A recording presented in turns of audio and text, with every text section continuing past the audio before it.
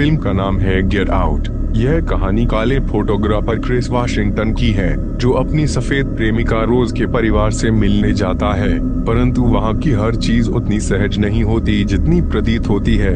इस पत्र में मैं आपको इस फिल्म के हर पहलू, हर मोड़ और छिपे रहस्य के बारे में विस्तार से बताना चाहता हूँ। क्रिस एक प्रतिभाशाली फोटोग्राफर रोज नाम की एक सुंदर और सुसंस्कृत युवती से प्यार करता है। रोज उसे अपने परिवार के पास ले जाने का निमंत्रण देती है। हालांकि क्रिस को इस बात का संदेह रहता है कि कहीं उसे अस्वीकृति न मिले, फिर भी वह तैयार हो जाता है। ड्राइव के दौरान एक अनहोनी घटना घटती है, एक हिरण से टकरा जाना। घटना की रिपोर्ट दर्ज की जाती है, परंतु जब सफेद पुलिसकर्मी क्रिस की पहचान पूछता है तो रोज हस्तक्षेप कर देती है। इस छोटी सी घटना में ही पहले से ही कुछ अनकहे संकेत छुपे होते हैं, एक ऐसी स्थिति जो आगे चलकर एक गहरे संकट में तब्दील हो जाती है। यह पहला अनुभव क्रिस के मन में हल्की सी बेचैनी छोड़ जाता है, परंतु वह इसे नजरअंदाज करने की कोशिश करता है। परंतु जैसे जैसे कहानी आगे बढ़ती है, यह बेचैनी और भी बढ़ जाती है। रोज के परिवार के घर पहुंचते ही एक अजीब सी शांति और ठंडक छा जाती है। रोज के माता पिता न्यूरोसर्जन डीन और मनोचिकित्सक एवं हिप्नोथेरेपिस्ट मेसी अपने शब्दों में अनजाने में भेदभाव के सूक्ष्म संकेत छोड़ देते हैं। रोज के भाई जेरेमी भी कुछ अजीब सा व्यवहार करता है। क्रिस इस बात पर ध्यान देता है कि परिवार के अन्य सदस्य जैसे कि घर के काले कर्मचारियों के साथ व्यवहार में कुछ अजीब सामंजस्य है, जैसे वे बिना किसी विरोध के हर काम को मान लेते हैं। यह सब देखकर क्रिस के मन में एक अजीब सी बेचैनी उठती है। वह महसूस करता है कि इस परिवार में कुछ तो है जो बाहरी दिखावे से छुपा हुआ है। रात की गहराई में नींद नहीं आने के कारण क्रिस बाहर धूम्रपान करने निकलता है। उसी दौरान वह देखते हैं कि घर के आंगन में से कोई व्यक्ति एक ग्राउंड सखी पर वाल्टर जंगल की ओर भाग रहा है। यह दृश्य क्रिस के मन में सवाल और डर दोनों पैदा कर देता है।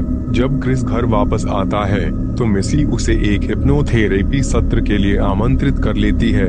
इस सत्र के दौरान क्रिस अपने बचपन की यादों में खो जाता है और अपनी मां की मौत की वह दर्दनाक घटना याद करता है, जब वह एक हिट एंड रन हादसे में मारी गई थी। मेसी उसे एक सनकेन प्लेस में डूबते हुए अनुभव कराती है, एक ऐसी अंधेरी जगह जहां वह अपने डर और अपराध बोध में फंस जाता है बिना कुछ कर सके।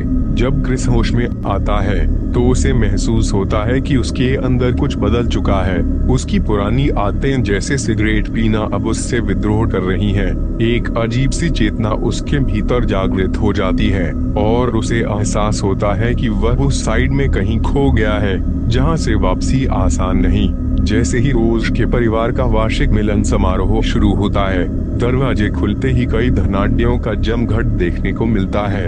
इनमें कुछ ऐसे लोग भी शामिल हैं जो क्रिस में रुचि दिखाते हैं, उसकी काया की तारीफ करते हैं या काले हस्तियों की प्रशंसा करते हैं, जैसे कि टाइगर वुड्स।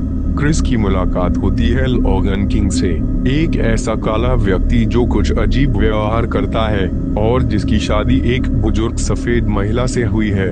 लॉगन की अजीब हरकतें और उसकी बेचैनी क्रिस के मन में और भी सवाल पैदा कर देती हैं। इसी बीच क्रिस अपने दोस्त ऑफिसर रॉड विलियम्स को कॉल करता है और बताता है कि हिप्नोथेरेपी के दौरान क्या अनुभव हुआ और घर में हर चीज इतनी असामान्य क्यों लग रही है। जब क्रिस चुपके से लॉगन की तस्वीर लेने की कोशिश करता है तो कैमरे की फ्लैश उसे हुलस कर देती है। लॉगन जोर से कहता है, निकल जाओ। इस घटना के बाद डीन कहता है कि लॉगन को मिर्गी का दौरा पड़ा था, परंतु क्रिस को अब महसूस हो चुका है कि इस परिवार में कुछ तो गलत है। घर से निकलते समय क्रिस को रोज की पुरानी तस्वीरें मिलती हैं, जिनमें दिखता है कि रोज पहले भी काले लोगों के साथ रही है, वाल्टर, जॉर्जिना और अन्य। यह जानकर उसकी मानसिक स्थिति पर गहरा प्रभाव पड़ता है। रोज और उसका परिवार अब क्रिस के बाहर निकलने से रुक जाते हैं। मेसी फिर से उसे हिप्नोटाइज करके उसकी चेतना पर कब्जा कर लेती है। क्रिस को संदेह होता है कि सब कुछ एक साजिश है। अपने दोस्त रॉड के साथ बात करने पर रॉड पुलिस में शिकायत करता है, लेकिन उसे उपेक्षा का सामना करना पड़ता है। जब क्रिस होश में आता है, वह पाता है कि वह एक कुर्सी पर बंधा हुआ है। सामने एक वीडियो प्रस्तुति में रोज के दादा रोमन के शब्द गूंजते हैं। वह बताते हैं कि इस परिवार का असली उद्देश्य सफेद लोगों के दिमाग को काले शरीरों में स्थानांतरित करना है, जिनकी चेतना सनकेन प्लेस में फंस जाती है। वह सब कुछ देखता रहता है पर अपनी शक्ति खो देता है। एक अंधेरे में जिम हडसन, एक अंधा कला व्यापारी, क्रिस से कहता है कि वह उसके शरीर को चाहता है ताकि अपनी दृष्टि और कला का जादू पा सके। इस रहस्यमयी साजिश का पर्दाफाश होते ही क्रिस अपने कानों में रौनक नहीं रह पाता। वह कुर्सी से बचने के लिए कोशिश करता है, लेकिन मिसी की हिप्नोटिक कमांडो से बांधे रखती है। आखिरकार क्रिस अपने अंदर की छिपी हुई शक्ति को जागृत करता है। वह अपने कानों में कपास डालकर मिसी की हिप्नोटिक कमांड को बंद कर देता है।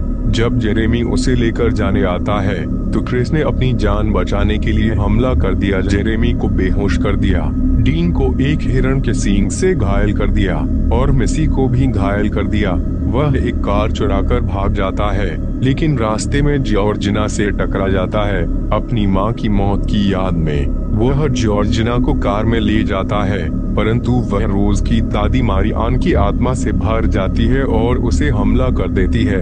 इस संघर्ष में रोज और वाल्टर, जो अब रोमन द्वारा संचालित होते हैं, भी पहुंच जाते हैं। अंततः क्रिस अपने फोन के फ्लैश से असली वाल्टर को जगाता है, जो रोज की राइफल लेकर रोज को गोली मार देता है और खुद को मार देता है। क्रिस अपनी भावनाओं में उलझकर रोज को घुटने लगाता है, परंतु उसे मार नहीं पाता। तभी रॉड पहुंचता है और दोनों मिलकर भाग जाते हैं। प्रिय मित्र, यह कहानी हमें यह बताती है कि कैसे एक आम व्यक्ति अपने अंदर छिपे भय और दर्द के बावजूद अत्यधिक अन्याय और साजिश के खिलाफ खड़ा हो सकता है। गेट आउट केवल एक हॉरर फिल्म नहीं है, बल्कि यह नस्लवाद, सामाजिक अन्याय और आत्मिक मुक्ति की भी कहानी है। इस फिल्म के हर मोड़ पर छुपे रहस्य, हर दृश्य में दबा हुआ दर्द और हर किरदार में झलकता संघर्ष आपको अंत तक बांधे रखता है।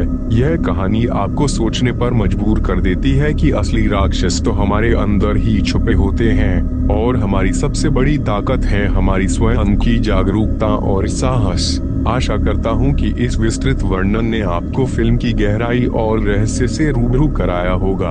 अगर आपके मन में भी कुछ सवाल है या आप अपनी राय साझा करना चाहते हैं तो कृपया कमेंट करें।